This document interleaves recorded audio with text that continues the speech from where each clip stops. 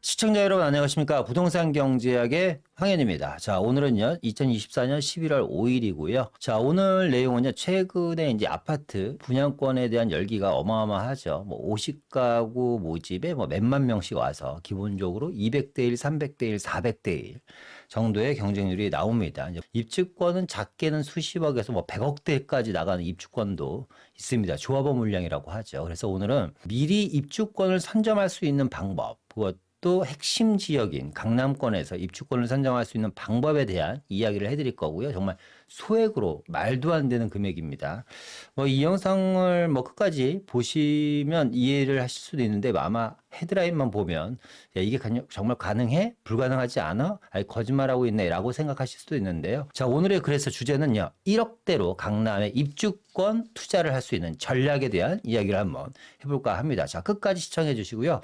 시청 전에 구독, 알람 신청 부탁드리도록 하겠습니다.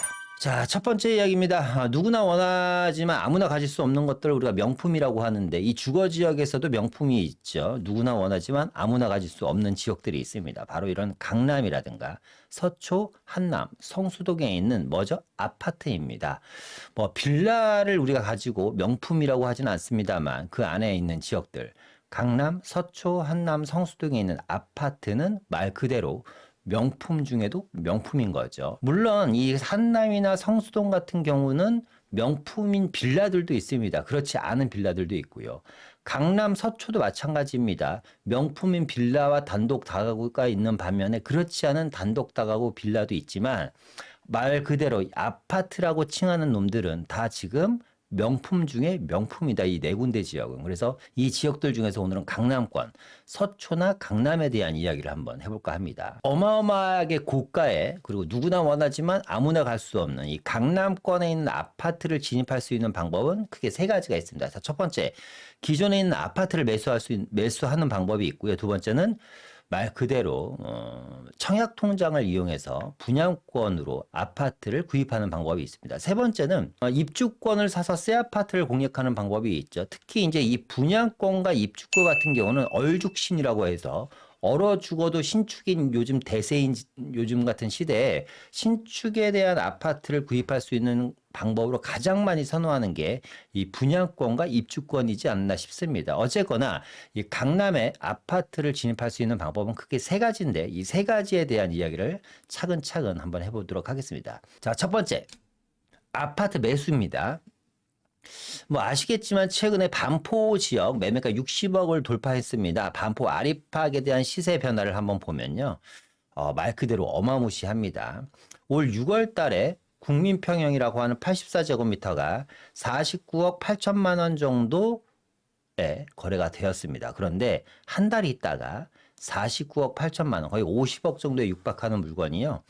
55억, 한 달 만에 5억이 상승을 합니다. 야, 어떤 동네에 있는 아파트는 평생 5억도 안 오르는데 이 친구는 한 달 만에 5억이 오르더니 두 달 있다가요. 9월 달에는 우리가 뉴스에서 접했던 것처럼 60억이 뜹니다. 말 그대로 3개월 만에 10억 정도의 상승을 하는 효과를 보이는 게 바로 반포 아리팍 중에서도 한강변에 있는 아파트의 시세 변화입니다. 3개월에 10억 말 그대로 어마어마한 정말 수치고요. 어떻게 보면 좀 비현실적인 내용일 수도 있습니다. 이 뉴스 자체가. 그런데 어떻게 해야 합니까? 이게 현실인 것을. 뭐 내가 여러분들이 이 영상을 보시는 대부분의 분들은요. 10년 동안 혹은 20년 동안 아니면 평생 내가 살고 있는 집이 10억은커녕 5억도 안 오른 아파트들이 아마 대부분일 겁니다. 그런데 이놈의 동네는 어떻게 된 게 3개월 만에 무려 10억씩 상승하는 말도 안 되는 시세를 보이고 있습니다. 그만큼 뭐가 많다는 거죠? 그렇죠. 수요가 엄청나게 많다는 거고 대출이 안 나옴에도 이 정도의 가격대를 형성할 수 있다는 것은 현금 부자들 혹은 똘똘한 한 채로 기인한 어떻게 보면 풍선 효과의 결과물이라고 볼 수도 있겠습니다. 그러니까 정부가 진행하는 여러 가지 규제 억제 대책이요. 어떻게 보면 이렇게 똘똘한 한 채에 대한 집중화 현상이 날로 거세지고 있는 게 현실입니다. 뭐 이런 지역들은 특별한 지역이라고는 하지만 그래도 이제 이 도곡 엑슬 같은 아파트도 마찬가지입니다. 아시겠지만 대치동이 아닌 도곡동에 있고요. 무려 시세는 국민 평형 기준으로 37억 정도에 육박합니다. 엄청난 거죠. 최근 실거래가고요. 지금 나와 있는 것은 37억까지는 안 나와 있고요. 32억에서 33억 정도 나와 있습니다. 근데 이 친구가 올 초죠. 2월달, 3월달, 4월달의 시세가 얼마였냐? 올 초의 시세는 한 28억 정도 했었습니다. 그러니까 이 올 초 대비 지금 몇 개월이에요? 한 7, 8개월 만에, 7에서 8개월 만에 무려 5억 정도의 가격 상승이 이루어졌다. 그러니까 앞서 얘기한 것처럼 아리파기 문제가 아니다. 그냥 강남권의 평균적인 아파트 금액이 30억대 초반 정도에 형성되어 있다라는 것은 일반인들이 쉽게 진입하기는 상당히 어려운 게 현실이다. 실거주를 하기 위해서 강남권에 아파트를 매입한다라는 것은 실로 만만치 않은 얘기고요. 뭐 서초나 강남뿐만 아니라 잠실권도 지금 25억대를 훨씬 훌쩍 넘어버렸기 때문에 만만치 않은 게 현실입니다. 두 번째 이야기는 분양권입니다. 분양권 뭐 신세 아파트를 받을 수 있는 가장 확실한 방법 중에 하나고요. 방배 DH가 최근에 이제 분양을 마감했는데 전탑 1순위가 당해 마감이 됐습니다. 1순위가 당해 마감. 평균 경쟁률이 90대 1. 어마어마한 수치죠. 평균 경쟁률 90대 1이고요. 최고 경쟁률은 5구 B타입이요. 233대 1이니까. 그래, 성원에 감사한다는 이야기를 할 만하네요. 조합원들 입장에서는. 그러니까 기본적으로 뭐 한 세대 나오는데 뭐 몇만 명이 이제 몰린 거나 마찬가지입니다. 그러니까 이게 자, 90대 1, 233대 1이면 이게 진짜 로또 경쟁률보다 훨씬 엄청난 거고요. 더 중요한 게 있습니다. 이 방배 DH의 최저 커트라인이 평균 69점이라는 점. 최저 커트라인 평균 69점이라는 건 어떤 이야기냐면 4인 가족이요. 무주택으로 15년 동안 살아야지 당첨될 수 있는 가점대가 평균 69점 정도 되는 겁니다. 그러니까 내가 강남에 아파트를 분양받기 위해서는요. 1명, 2명, 3명, 자녀 3명 갖고 안 됩니다. 최소 4인 정도가 몇 년? 15년을 무주택으로 꾹꾹 참고 살아야지 되고요. 15년 동안 여기에 대출이 많이 나오지 않기 때문에 현금 확보도 많이 해놔야지 되는 게 현실입니다. 그런 분들이 이렇게 당첨이 되시는 겁니다. 그러니까 어마어마하죠. 정말 69점이라는 점수도 대단하지만 그 정도의 현금을 보유하고 있다는 것도 대단하고 이게 1순위가 당해 마감된다는 것도 사실 엄청난 실로 진짜 센세이션한 일입니다. 자, 올해 강남권 분양 상한제 커트라인을 한번 보도록 하겠습니다. 일단 단지명을 보면요. 레미안 원펜타스가요. 69점입니다. 그리고 레미안 레벤투스가 65점.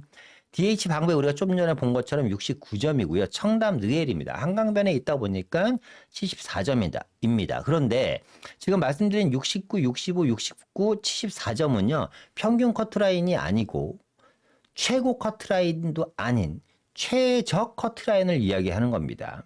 계속해서 보겠습니다. DH 대체 에델루이는 69점.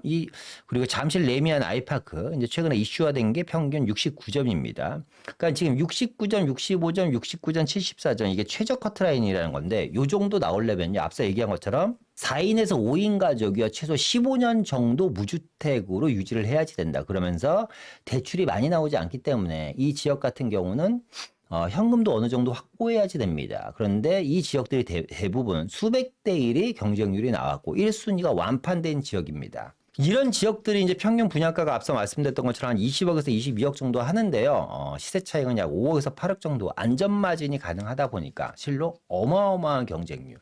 그러니까 예전에는 뭐 투자금 10억 해갖고 5억을 벌었는데 지금은 한 20억 투자해갖고 5억 버는 세상으로 바뀐 겁니다. 다시 한번 제가 항상 이 방송 때 강조하는 게 뭐냐면 물건 가격이 비싸졌다고 생각하시는 건 여러분들 하수라고 말씀드렸죠. 돈의 가치가 그만큼 빨리 떨어지고 있다. 그죠? 그러니까 현금을 많이 보유하고 있으면 많이 보유하고 있는 만큼 뭐다? 나는 손해를 보고 있다. 물가 상승률 대비 나의 화폐 가치는 아주 빠른 속도로 떨어지고 있기 때문에 여러분 비트코인이라고 아시죠? 비트코인 한 알의 가격이 한 알이라고 표현해야 되잖아요. 어쨌거나 비트코인 한 개의 가격이 지금 우리나라 돈으로 거의 1억에 육박합니다. 여러분 통장에 1억 있으면 비트코인 하나 정도 사실 수 있습니다. 몇 년이죠 아니죠. 몇 개월 전만 해도요. 비트코인 하나 사는데 5천만 원이면 샀는데요. 지금은 1억이 있어야지 되니까 실로 어마어마한 돈의 가치가 평가 절하가 되는 겁니다. 어쨌거나 다시 본론으로 돌아가서 분양가는 계속해서 오를 거다. 지금이야 20억에서 22억이지만 앞으로 3, 4년 후에 강남에 분양한다면 과연 이 금액으로 할 수 있을까요? 안전마진은 더 줄어들 수도 있겠지만 물론 기존의 아파트 가격이 더 치고 올라간다면 투자금은 올라가고 안전마진은 거의 비슷한 정도 수준이니까 수익률은 점점 떨어지는 결과를 보고 있다. 그러니까 뭐냐면 가급적이면 주택은 언제 사는 게 좋다? 가장 빠른 시점에 사는 게 내 집 마련이든 뭐든 투자든 간에 가장 빠른 시점에 사는 것이 가장 현명하다. 다시 한번 강조해 드립니다. 자, 이번엔 입주권입니다. 자, 입주권은 보시는 것처럼 방배 5구역 입주권 얼마예요? 잘 보이시나? 49억에서 55억. 어마어마하죠. 그러니까 지금 5구역에 나와 있는 단독주택이요. 49억 정도 합니다. 그리고 55억짜리도 있고요.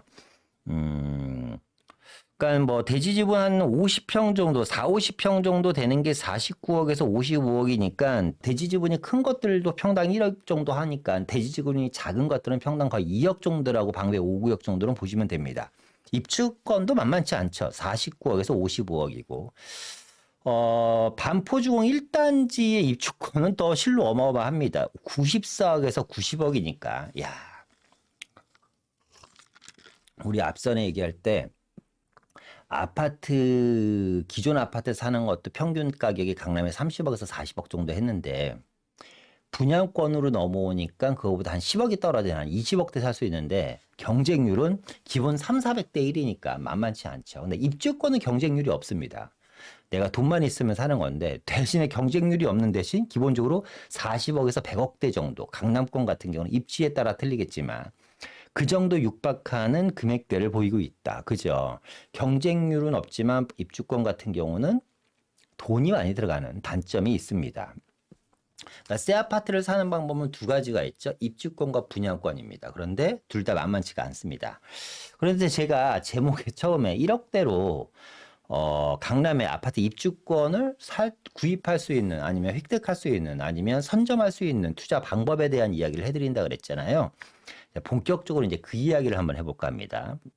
그 이야기를 하기 전에 이 입주권이 또 이제 만만치도 않은 게요. 입주권이 만만치도 않은 게 이 강남 3구는 또 전매 제한 구역입니다. 그러니까 물건이 많이 나올 수가 없으니까 가격이 비싸지는 겁니다. 무슨 말인지 이해되시죠? 쉽게 이야기하면 이런 거죠. 배추 농사가 아주 풍년이 나서 전국의 배추가 아주 풍년일 경우는 배추 가격이 어떻게 되죠? 가격이 저렴해집니다. 그죠? 그러니까 뭐 농사하시는 분들이 배추를 갈아엎고 난리가 나잖아요. 안 파는 게 낫다 하고. 그런데 만약에 배추 농사가 만약에 흉년이면 배추 가격이 금배추가 됩니다. 금값이 됩니다. 그죠? 마찬가지입니다. 이 입주권도 마찬가지입니다. 어떻게 보면 규제에 의한 역설적인 건데요. 분양권에 대한 프리미엄이 과도하게 높아지니까 이 거래를 줄이기 위해서 뭘 했냐면요.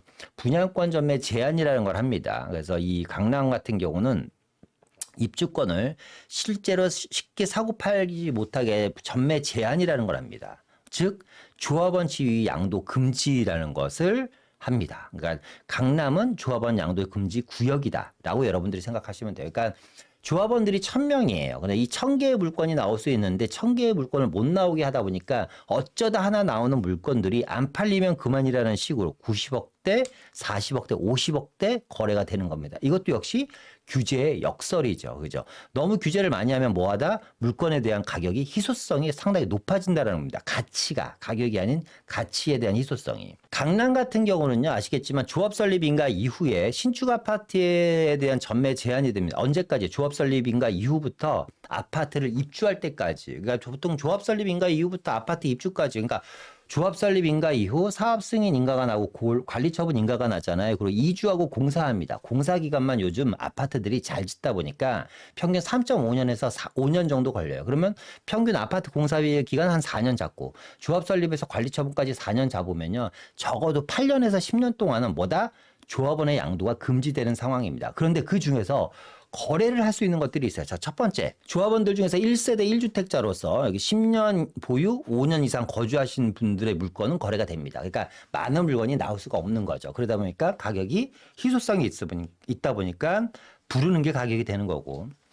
그리고 세대원 전부가 합니다. 세대원 전부가 결혼을 하거나 뭐 말도 안 되죠. 그죠? 아니면 직장이나 취약, 기타 다른 문제로 사업구역 외에 다른 행정구역으로 이주를 할 때는 이제 매도가 가능합니다. 그러니까 서울에서 사는 사람이 부산으로 간다든가 해외로 간다든가 이렇게 되면 이제 전매가 가능하고요.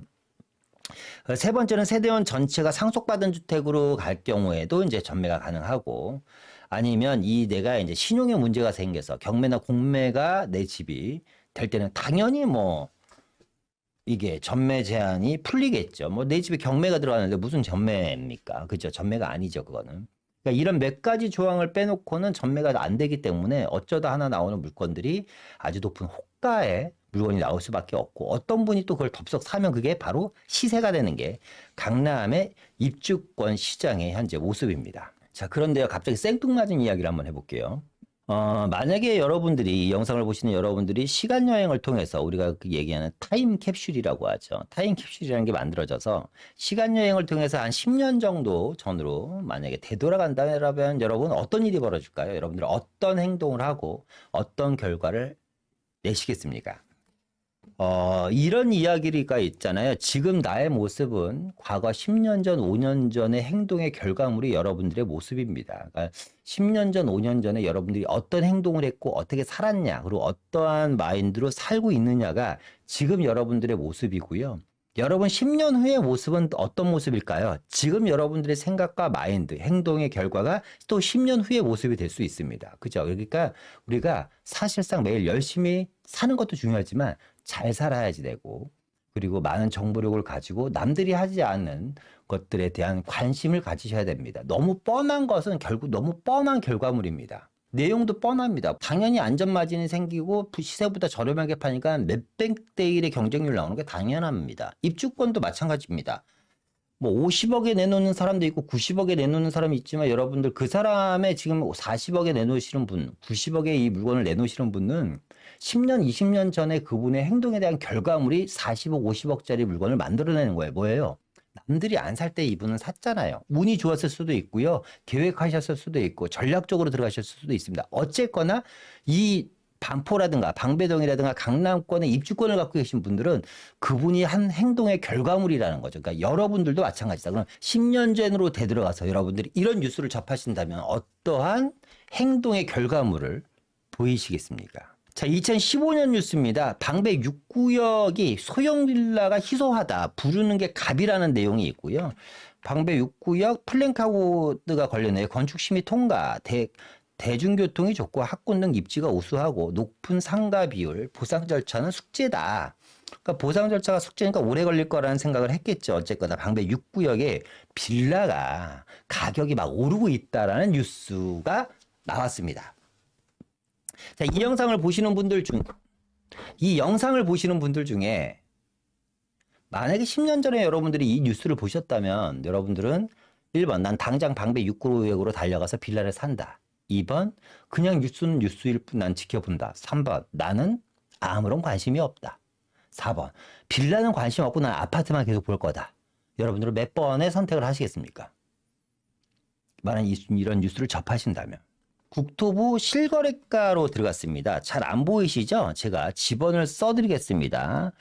여러분들 국토부 실거래가 들어가시면 보실 수 있습니다. 방배동에 있는 방배 하이츠라는 빌라고요. 방배동 961-20번지라는 번지입니다.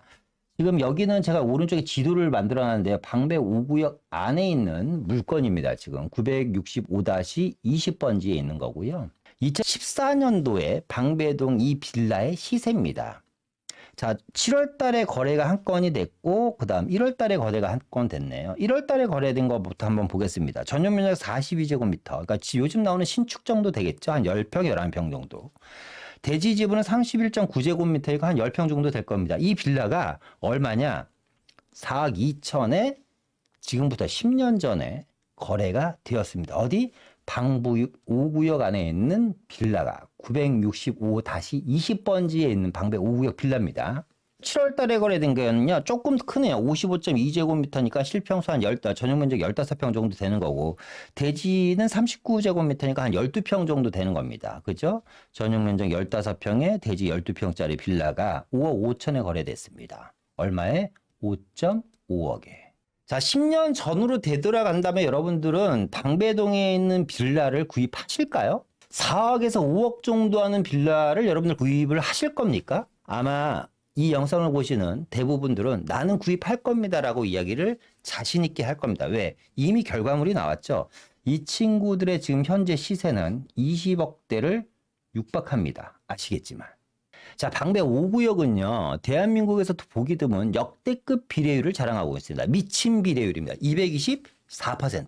대한민국의 이 재개발 재건축 3대장이 있잖아요. 비례율이 200%대 육박하는 곳이 딱 세 군데 정도가 있습니다. 첫 번째 방배동. 두 번째가 노량진 정도. 뭐 200%까지는 아니더라도 거의 근접한 비례율을 보이고 있는 데가 노량진이고요. 세 번째가 청량리죠. 역세권 개발이 진행하는 지금 이미 개발이 됐는 L65 이런 지역들이 거의 비례율이 200%가 훨씬 높습니다. 자, 무슨 얘기냐? 서울시 평균 비례율은 서울시에서 재개발 또는 재건축 비례율이 130에서 140%입니다. 이 정도면 아주 에이스입니다. 에이스다.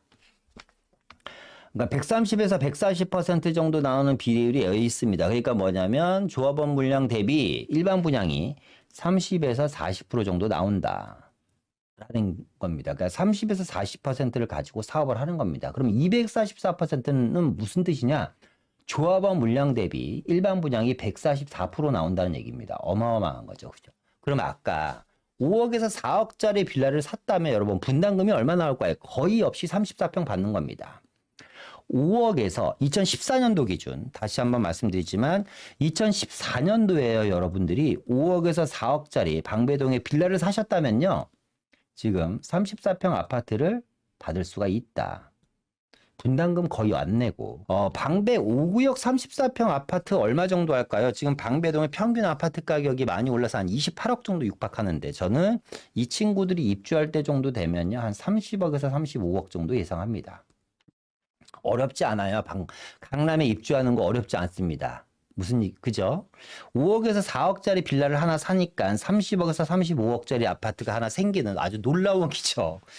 지금 이런 걸 살려면 20억 이상 줘야지 되고 40억, 50억을 줘야지 되고요. 아니면 분양권을 살려면 수십 대 1 안 되죠. 수백 대 1의 경쟁률을 뚫어야지 되는데 10년 전에 어떤 분들은 지금의 결과물 이런 걸 사놓으셔서요. 어떠한 뉴스를 봤죠? 이런 뉴스를 본 겁니다. 뜨거운 방배. 자, 그런데 여러분들, 빌라가 돈이 된다는 얘기는 이제 최근 10년 전부터 나왔죠. 그러니까 성수동에서 입증을 했고, 용산에서 입증을 했고요. 노량진에서 입증을 했고요.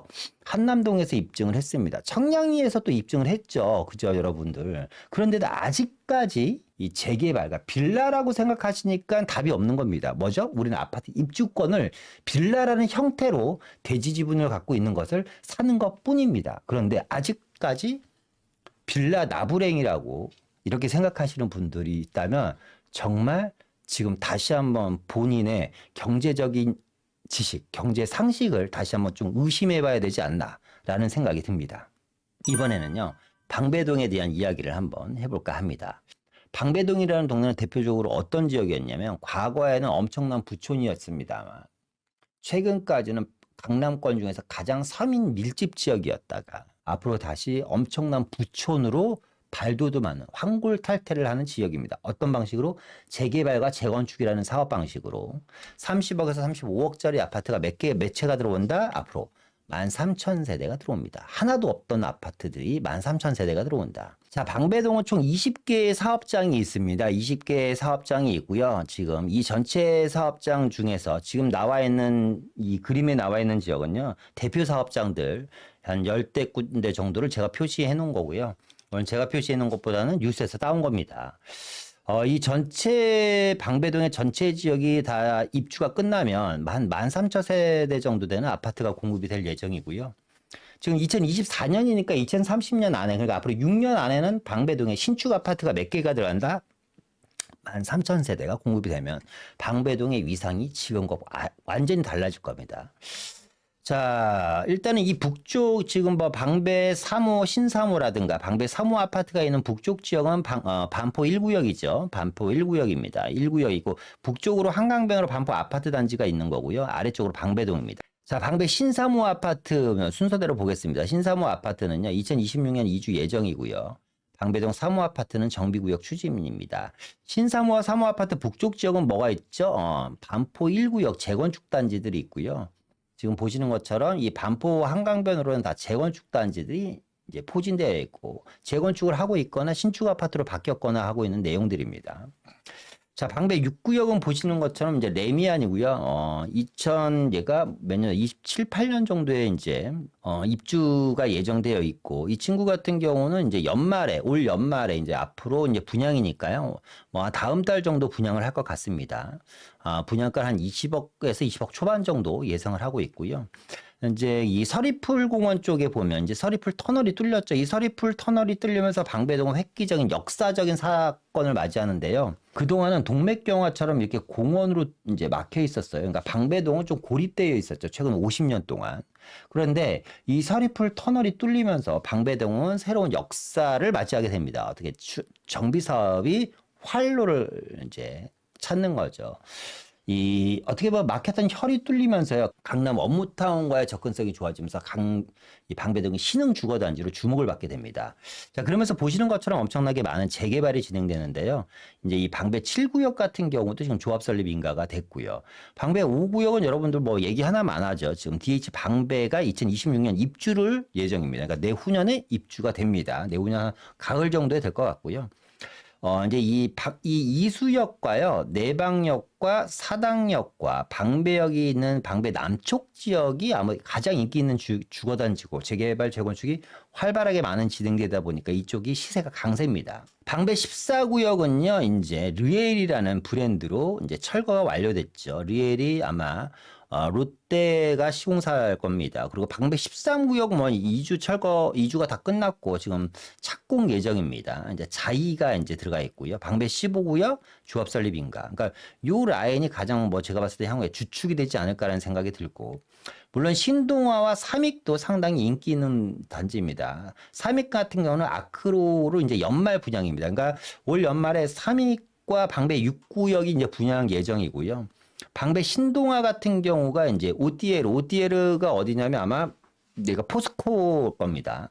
더샵의 하이엔드 브랜드가 오띠에르 걸로 알고 있는데 방배 신동아가 이제 오띠에르라는 브랜드로 진행을 합니다. 그러니까 방배동 같은 경우는 다 뭐다? 하이엔드급 브랜드다. 레미안 차이, 아크로라든가 르엘, 오띠에르 이렇게 하이엔드 각 기업에서 시공사들이 갖고 있는 최고의 브랜드만 입주를 하는 13,000세대 정도 공급이 되는 지역이 이 방배동이라는 지역이다. 자, 그러면 앞서 얘기한 것처럼 이 방배동이 지금 엄청나게 가격대가 비싼데 40억, 50억대 하는데 야, 그럼 1억 갖고 어떻게 살라는 얘기냐? 라고 질문하시는 분들이 계실 거예요. 자, 다시 한번 방배동에 대한 이야기를 한번 해볼까 합니다. 지금 보시는 것처럼 방배동은 이렇게 20여 개의 사업장들이 진행 중에 있고요. 이 사업장만 진행되는 게 아니라 방배동은 다른 지역이 갖고 있지 않은 엄청난 또 다른 내용들이 갖고 있죠. 뭐냐면 서리풀 복합개발 사업과요.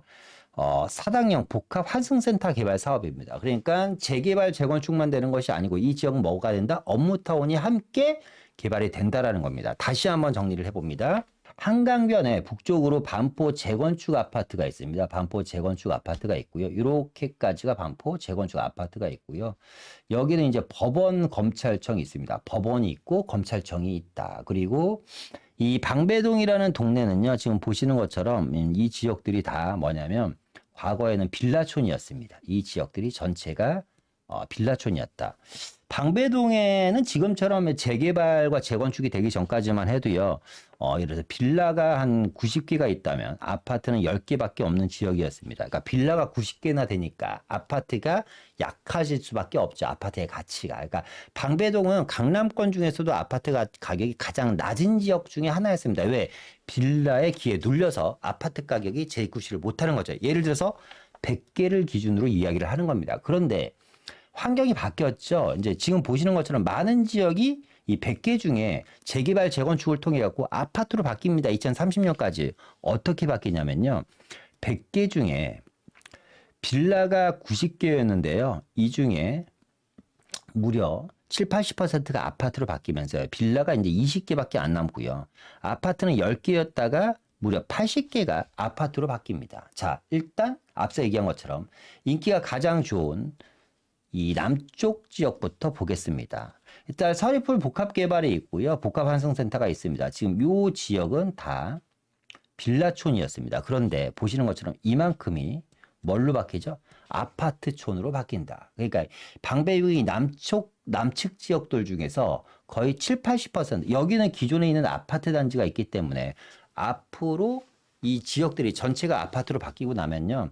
빌라촌은 전체 면적의 몇 프로밖에 안 남는다? 30% 정도밖에 안 남는다라는 겁니다. 이 30%밖에 안 남는 빌라촌이 지금 어떤 일들이 벌어지고 있냐면 서울시에서 진행하는 신속통합이라든가 모아타운 등등으로 구역 지정을 받기 위해서 조합원이나 지역 주민들이 부단히 노력을 하고 있다는 겁니다. 뭐다? 10년 전에 우리가 아까 5억에서 4억이면 방배동 5구역에 있는 빌라를 살 수 있었던 것처럼 지금 이 지역들을 선점해 놓으신다면 10년 후에는 어떻게 된다? 방배 5구역 같은 효과를 볼 수 있다. 북쪽 지형도 마찬가지죠. 방배 1단지가 지금 재건축하고 있는 반포죠. 1단지가 재건축하고 있는 오른쪽 지역은 여기는 재개발이 안 됩니다. 왜죠? 설해마을이 딱 버티고 있기 때문에 이 지역은 재개발이 가능하지 않고요. 이제 아파트가 있는 지역을 뺀 나머지 6구역이 있는 주변 지역이 아마 또 재개발의 가능성이 상당히 높은 지역이 될 수 있겠죠. 그죠? 하지만 지하철역이 끼고 있는 이런 지역들 위주로 조금 더 인기가 많지 않을까. 특히 업무타운이 있는 지역들, 이런 지역들이 이런 지역이라든가 지하철역을 끼고 있는 이런 지역이라든가 이런 지역들 이야기하는 겁니다. 여기는 설해마을이 있어서 안 된다 그랬죠. 그리고 내방역 주변에 있는 이런 지역들, 지금 말씀드린 이런 지역들이 지금 현재 각각의 뭐 모아타운이나 신소통합을 진행하기 위해서 동의서를 걷거나 이런 준비들을 하고 있는 지역들이 있습니다. 이런 지역들이 지금 앞서 얘기한 것처럼 소액으로 앞서 제가 오프닝 때 말씀드렸던 것처럼 2억이 채 안 되는 금액대 뭐 1억 초반은 힘들 것 같고요. 1억대 후반 정도로 충분히 향후에 DH 방배라든가 레미안이라든가 아크로를 분양받을 수 있는 입주권을 얻을 수 있는 자격을 지금 사놔야지 취득할 수 있습니다. 아, 지금 확실하지 않은 건데 그걸 내가 사는 게 맞을까? 라고 생각하시는 분이 계실 거예요. 그런 분은 당연히 접근하시면 안 되고요. 뭔가 확신이 됐을 때 여러분들이 그럼 구입하셔야지 됩니다. 그런데 그럼 확신이 있다는 건 뭐다? 재개발이 확정됐거나 조합 설립 인가가 진행됐거나 이렇게 되면 투자금이 곱하기 3, 곱하기 4, 곱하기 5로 상승이 돼 버립니다. 그러니까 1억대 후반이 아니라 10억대 후반 정도의 투자금이 발생할 수 있다. 그러니까 무엇이든 간에 리스크를 감수하기 싫다면 높은 수익률을 가져갈 수 없다라는 것이 어떻게 보면 투자의 가장 기본적인 정설이잖아요. 그렇죠? 그러니까 하지만 강남은 리스크가 저는 없다고 봅니다. 왜? 지금 강남 지역, 즉 이 방배동이라는 지역이요. 이 지금 말씀드렸던 것처럼 지하철역을 끼고 있는 지역들이 있잖아요. 이런 지역들, 이런 지역들, 이런 지역들은요. 지금 단독주택의 평당 시세가 평당 1억에서 평당 1억 5천 정도 합니다. 그럼 대지집은 6평을 기준으로 했을 때 얼마냐? 땅값만 6억에서 거의 8억대까지 육박한다는 겁니다. 대지집은 6평 기준으로 토지가격, 건물가격 치지 않았을 때. 그러면 상식적으로 이런 거죠. 앞으로 방배동이라는 동네에 빌라를 분양한다면 대지집은 6평 기준으로 8억대 이상의 분양가가 나와야지 정상이다. 그렇다면 지금에 나와 있는 빌라들 중에서 5억대에서 6억, 5억에서 6억 사이의 빌라가 있다면 이거는 무조건 여러분들이 구입을 하셔도 무방하지 않나라는 생각이 듭니다. 왜? 지금의 방배동에 있는 빌라 가격이 가장 저렴한 타이밍이기 때문에 만약에 5억에서 6억대 빌라가 있다면 여러분들이 꼭 관심을 가지셨으면 좋겠고요. 자, 계속해서 보면요. 앞서 얘기한 것처럼 이런 서리풀 복합개발이라든가 복합환승센터에 대한 이야기 잠깐 해드리겠습니다. 자, 서리풀 복합개발입니다. 이 지역이요. 지금 이제 4조짜리 사업입니다. 어느 정도 규모냐면요. 여러분 GBC라고 아시죠? 삼성동 국제업무지구. 이 GBC가요. 약 7만 4천 제곱미터 정도 되는데 이 서리풀 복합개발 사업장 면적이 9만 7천 제곱미터니까 GBC보다 좀 더 크고요. 이 지역이 내년에 이제 복합 개발을 합니다. MDM이라는 SPC 법인을 설립했죠. 이지스 자산운용과 신한은행이 2019년도에 이 땅을 1조 정도에 구입을 해갖고 드디어 내년에 착공이 들어갑니다. 공신력이 있죠. 이지스 자산운용과 신한은행이 사들였기 때문에 이 사업은 반드시 성공할 거라고 믿고 내년 상반기에 드디어 이제 착공을 하면서 이 지역은 뭐 아파트는 단 한 채도 안 짓습니다. 그죠? 말 그대로 숲세권에 있는 북한 업무타운 4차 산업혁명 클러스터가 구축되는 글로벌 업무 중심지가 되는 겁니다. 그죠? 그렇게 되면 어떤 일이 벌어질까요? 이 지역에 있는 앞서 얘기한 것처럼 이런 주변에 있는 이런 빌라들이 어떻게 될까요? 이런 게 향후에 아파트로 또 바뀔 수가 있다. 그죠?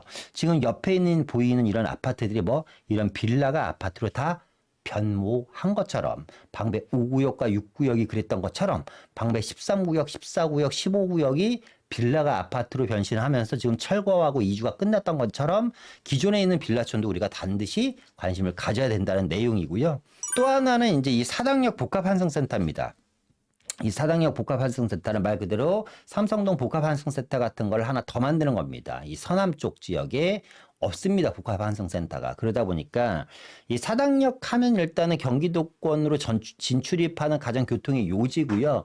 특히 최근에 발표된 GTX D라인이 또 경유하는 지역이기도 하고 사당역 같은 경우는 복합환승센터에 대한 이야기가 2009년부터 나왔습니다. 사당역 보면 여러분 주차장 부지 아주 넓은 땅 있잖아요. 가장 좋은 땅이 주차장으로 지금 쓰고 있잖아요. 그 땅이 그 토지가 이제 복합환승센터로 개발이 된다고 합니다. 주거 오피스 상업시설과 광역환승센터가 들어간다고 하니까 방배동에 거주하시는 분들 입장에서는 이제 앞으로 여기 만약에 지금 이 사당역 복합환승센터에 GTX D노선까지 들어가고 업무타운이 개발된다면 이 주변의 주거 환경은 상당히 좋아질 걸로 예상이 되고요. 마지막으로 전체 지도를 한번 보면서 마무리를 할까 합니다. 자, 지도를 보겠습니다. 지금 현재 우리가 얘기하는 강남 테일런너라고 얘기하는 이 지역은요, 이 삼성역에서부터 강남역까지를 강남 테일런너라고 이야기를 하고요. 삼성도의 대규모 GBC 타운이 만들어집니다. 그죠? 그리고 이제 이 강남의 대표적인 빌라촌이라고 얘기하는 지역, 좀 전에 말씀드렸던 이 방배동이라는 지역이 이 지역입니다. 이수역이 있고 내방역이 있고 방배역이 있고 사당역이 있고 이 중에 지금 별표로 쳐놓은 지역 빨간색으로 해놓을까 이 빨간색으로 별표로 칠해놓은 지역이 글로벌 비즈니스 타운입니다. 자, 이렇게 되면 어떤 일이 벌어지냐면 이수역에서부터 내방역, 서초 교대역까지 강남 테헤란로가 서리풀공원 개통과 함께 업무타운이 같이 개발되면서 테헤란로가 좀 더 길어지는 효과를 가질 수 있다. 특히 뭐라고 얘기하냐면 이 지역을 GBD 구간이라고 합니다. 강남 테헤란로가 방배동까지 확장되는 효과를 볼 수가 있고요. 지금 보시는 것처럼 반포 1구역부터 시작해서 반포에 있는 재건축 라인들이 이렇게 반포 1구역부터 반포에 있는 재건축 라인들이 지금 앞으로 시세가 강세일 거고요. 앞서 얘기한 것처럼 방배동에 있는 재개발 재건축들이 입주를 하면서 이 주변에 있는 자녀 세대로 남아있는 이 빌라의 가치 역시 개발 압력이 엄청나게 높을 걸로 예상이 됩니다. 왜? 이 동작대교로 바로 넘어가면 어디냐면요. 동부이촌동과 한남동입니다. 동부이촌동의 고밀도 개발과 용산국제업무지구 한남동이 끼어 있고 반포부터 압구정동까지 이어지는 고가의 주택시장이 끼어 있고 이수역부터 강남역까지 삼성역까지 이어지는 강남 테헤란로에 확장이 되고 그러면서 이 지역이 1만 3천 세대의 대규모 아파트촌이죠. 기존의 아파트 시세가 15억이었는데 신축 아파트가 30억에서 35억까지 앞으로 형성이 될 겁니다. 앞서 얘기한 것처럼 이런 친구들이 2014년도에 5억에서 4억짜리 빌라가 지금 이렇게 변신을 했다. 변모를 했다. 여러분들한테도 충분히 기회가 있을 거라고 믿고 있고요. 우리 아까 이제 뭐 시공간을 여행을 통해서 타임캡슐을 통해서 10년 전으로 되돌아간다면 이란 이야기를 했는데 현실적으로 불가능하죠. 10년 전으로 되돌아갈 수 없다면 우리가 앞으로 10년 후를 기약하는 투자를 해야지 된다. 주식 투자하시는 분들 계시죠? 얼마를 버셨습니까? 주식 20년 하셔서 주식 10년 하셔서 주식 5년을 하셔서 까먹지는 않으셨습니까? 손실을 보지 않으셨습니까? 집을 갖고 있다면 그런 일은 없었겠죠. 그죠? 투자를 하셨다면 서울 안에 있는 말 그대로 빌라 나부랑이라도 하나 제대로 된 걸 사놨다면 그런 일은 없으셨을 겁니다. 주식으로 돈을 못 버는 이유는 단 하나입니다. 단타를 치기 때문에 그런 겁니다. 그렇죠? 그런데 주식도 우량주를 10년 동안 갖고 있다면 수백 배의 수익률을 보셨을 수도 있을 겁니다. 단기 투자로 돈을 벌 확률은 상당히 적다. 낮다. 그러니까 장기적으로 내가 강남이라는 곳에 입주를 하려면 여러 가지 계획을 세우셔야 됩니다. 분양권에 대한 계획을 세우시던지 자녀를 3명, 4명 정도를 낳고 15년 동안 무주택으로 유지하면서 현금을 10억을 모아서 청약을 당첨되는 계획을 세우던지 아니면 열심히 돈을 벌어서 여러분들이 강남에 입성할 수 있는 기회를 만들던지 아니면 소액으로 10년 후를 바라보고 투자를 할 수 있는 그런 선견지명을 갖던지 여러분들의 선택입니다. 누구는 이런 이야기를 듣고 또 비아냥거릴 겁니다. 1억대 강남 입주권 현실이 될 수 있다고 이야기하면 누구는 또 이런 얘기를 할 겁니다. 너나 사세요. 그렇게 좋은 거면 당신이나 사지 왜 유튜브에서 떠들고 있냐. 장담하는데 그런 이야기를 하시는 분들 평생 좋아질 수가 없습니다. 제자리 걸음입니다. 그래서 저는 그런 분들의 댓글에 전혀 반응을 하지도 않고 미동도 하지 않습니다. 왜? 저는 그분들보다 가진 것이 10배, 20배, 100배 이상 많기 때문에 전혀 미동도 하지 않습니다. 다만 안타깝고 좀 가여울 뿐입니다. 마찬가지입니다. 이 영상을 보시는 분들 중에서 누군가는 선택을 하실 거고 누군가는 방관을 하실 거고 누군가는 모른 척을 하실 겁니다. 그리고 10년 후에 지금 여러분들의 행동이 10년 후에 여러분들의 미래가 된다는 사실을 다시 한번 좀 기억하셨으면 좋겠고요. 오늘 영상 마치도록 하겠습니다.